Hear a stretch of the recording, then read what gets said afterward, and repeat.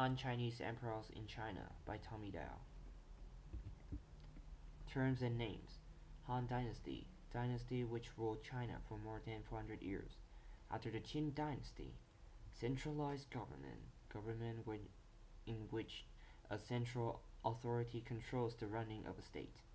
Civil service which were government jobs that civilians obtained by taking examinations. Monopoly, a group has exclusive control over the production and distribution of certain goods. Assimilation, the process of making conquered peoples part of Chinese culture.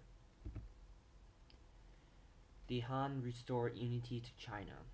The Han Dynasty was the next dynasty after the collapse of Qin Dynasty. Liu Bang was the one who founded the Han Dynasty. Sheng Yu was an aristocratic general who was willing to allow the warlords to keep their territories if they would acknowledge him as their feudal lord, and Liu Bang was one of Sheng Yu's general. Liu Bang against Sheng Yu, and Liu Bang won. He declared himself as the first emperor of Han Dynasty. The dynasty was divided into two periods. And here is Liu Bang. Liu Bang followed Xu Huangdi's policy of establishing centralized government. Liu Bang departed from legalism to earn popularity from his people. He lowered taxes. He softened harsh punishment. The Empress Liu. After Liu Bang's death, his son replaced him, but in name only. The real ruler was Empress Liu, his mother, and Liu Bang's wife. And here is Empress Liu. Because her son was too young to rule, she remained in control. Empress Liu died in 180 BC. People who remained loyal to Liu Bang's family came back into power. The martial emperor, Liu Bang's grandson, took the throne and continued Liu Bang's centralizing policies.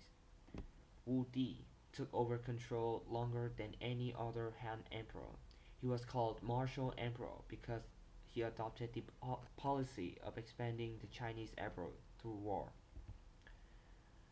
His first set of enemies were the Xiongnu. Early Han emperor tried to buy off the Xiongnu so that they won't invade their empire, but Wu Di realized that if he continued buy off the Xiongnu, they will become stronger, so he sent more than 100,000 soldiers to defeat them. After that, he sent his army to many different directions to make his empire bigger. Social classes under the Han. So first we have the emperor, and next we have governors and king. The third we have noble scholars and state official. Fourth we have peasants, which means farmer. And fifth we have artisans and merchants. Sixth we have soldiers, and last one we have slaves. Structures of Han government. Taxes supported the government and military. Merchants, they paid taxes. When peasants, they gave the government a portion of their annual crops. Each year gave a month of labor for public works projects or of military service. Confucianism, the road to success. So Han Chinese emperor, they employed over 130,000 employees, 18 ranks of employees, civil service exams. Confucian principles describe the qualities that emperors wanted in civil servants.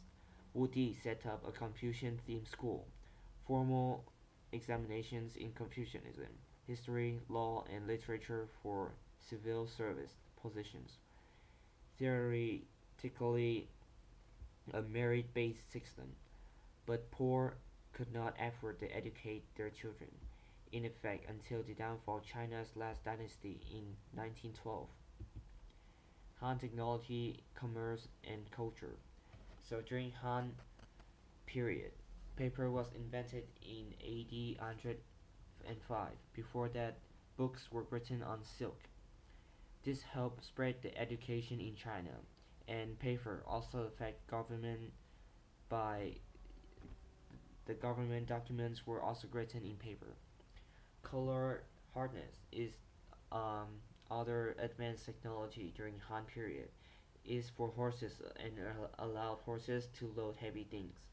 They also invented two blades and the wheelbarrow. They used water mills to grind grain.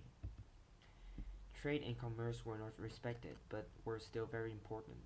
Government had monopolies: salt mining, iron forging, coin minting, alcohol brewing. Government engaged in industry, silk weaving, growth of trade along the Silk Roads. The Silk Roads, trade route across Asia. Traders made fortunes carrying Chinese silk to the west. That's why it is called Silk Roads. Many other valuable trade goods were also carried through the Silk Roads. In China, the techniques of silk production became a closely guarded state secret. Culture. From trade networks, Chinese started to learn about food and fashion of foreign lands. The unification under Chinese rule. Colonization. So farmers sent to settle new areas, and settlers encouraged to marry locals. Assimilation established Confucian schools in colonized area, and Chinese became the common written language. Women's role. Women's role mostly affected by Confucianism. They live quiet lives in their husband's family. They can improve their status by bearing their husband's family a son. The fall of Han and their return. The main reason: economic imbalance caused by customs that allowed the rich to gain more wealth at the expense of the poor. Rich grew richer and poor grew poorer. Wang Mang overthrows the Han. A Confucian scholar, Wang Mang, served as regent for an infant Han emperor. He overthrew the Han and became the emperor. His rule was called HanDynasty, minted more money to solve the budget crisis. This led to the inflation, established public granaries to feed the poor, and it costs more money. Land redistribution upset wealthy, aristocratic landowners. The fall of Qin dynasty. Great flood left thousands dead and millions homeless. This led to not enough food, peasant revolts, and wealthy aristocrats joined the revolt. 23 CE, Wang Mang was assassinated. 25 CE, Han family regained power. The later Han years, peace were restored, and they took control of Silk Roads again, but still they suffered from economic imbalance. Here's the reference. Thanks for watching.